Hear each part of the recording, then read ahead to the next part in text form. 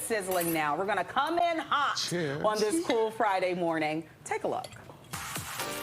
Do my homework on women. I'm looking at like your jewelry, I'm looking at your car, I'm looking at what you do. If you ain't have a man that before you that saw the potential in you, loved you, and didn't buy you anything, like no jewelry, you ain't got no Cartier, you ain't got no Rolex, you ain't got no the Van Cleef, you ain't got no bust down, you ain't got nothing, that means that the man before you either didn't have no money or that didn't love you. He didn't see the potential in you. And I don't want you. If you didn't have a man that seen the potential in you, that was ready to invest in you, you ain't the one for me, because that means ain't nothing special about you.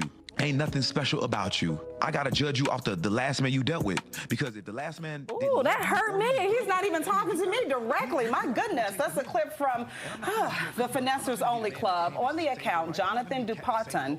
He's a comedian now, but he uses satire as very real commentary on dating, all the dating struggles. In the video, he says if a woman doesn't have luxury items from a previous relationship, that's a direct reflection of her value in a potential new relationship. He poses the question, if no one cared enough then, why should I care now?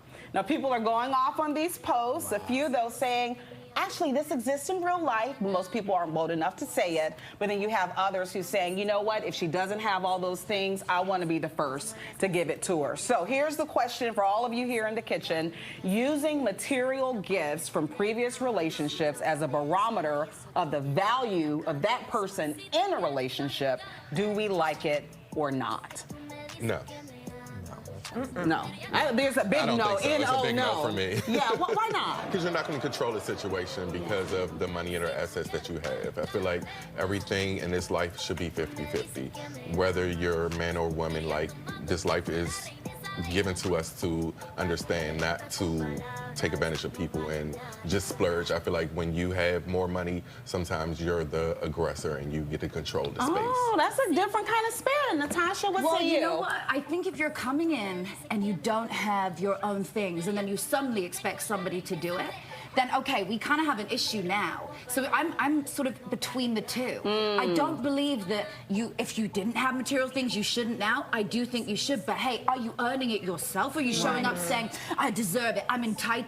You know, in a relationship, things should be equal. So are you gonna show up with love? Like when you want to attract somebody who's super generous, you've got to be super generous. So you've got to show up to the party, not necessarily buying them all the material bags, but showing up with love, with cooking them beautiful meals, doing cute little gifts for them, and then that will come back to you. And just because someone has material possessions, that doesn't mean they're a treasure.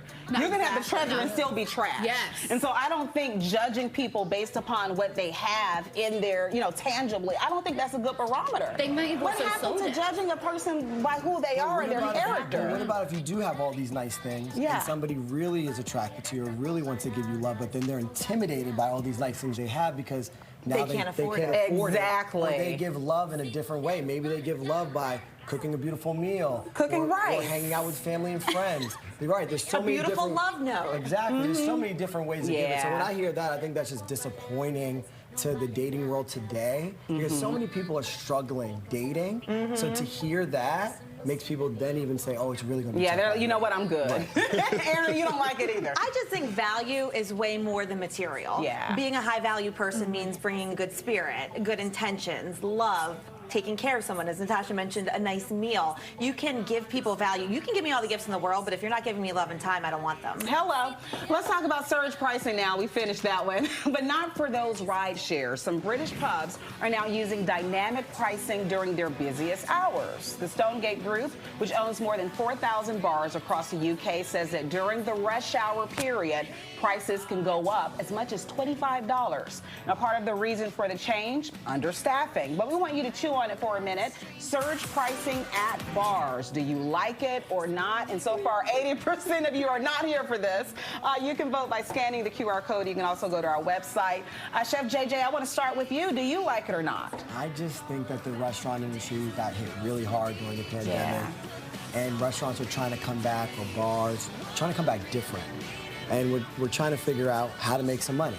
So you're gonna see a lot of wild things, right? And you're gonna see if it sticks, if it doesn't stick.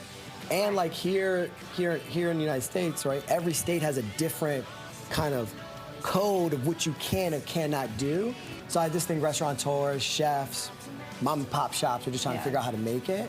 And that's why you're seeing something like this surge to try to capture And the as much customer cash. base has to decide if it works or not. Exactly. That can change it. Finally, we might need a trigger warning for all our fellow millennials out there, because one TikTok user is calling us out. She says she can tell how old you are by the way you pose for pictures. Check this out. Oh boy. Bend the knee, hand to the hip, Ooh. lean forward a little bit, cock your head to the side, smile. You say fun photo, they raise that arm, they open their mouth. Fun photo, everybody do a fun photo. And then they'll give you a leg up. That's a fun photo, or like a that.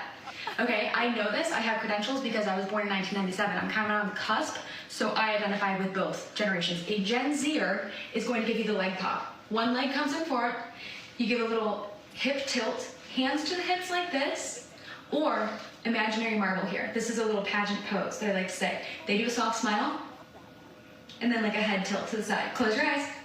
Fun photo for them. Oh my, I feel seen and attacked at the same time, and apparently I'm not alone. Her comment section was flooded with millennials admitting that they were guilty. So calling out photo poses, do we like it or not?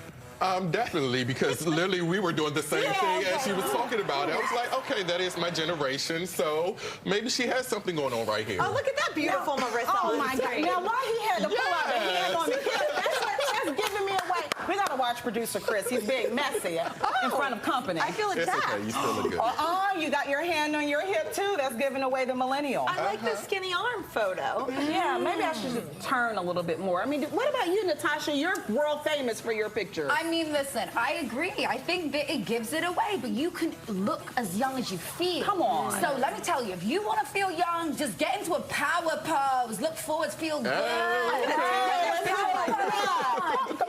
Yes, we got it. Until you become it. I got her book. Script that. Yes. She's going to have her segment coming up at 11:15. Dior, thank you so much for you so joining us. much. You're such a treat. We're super proud of you.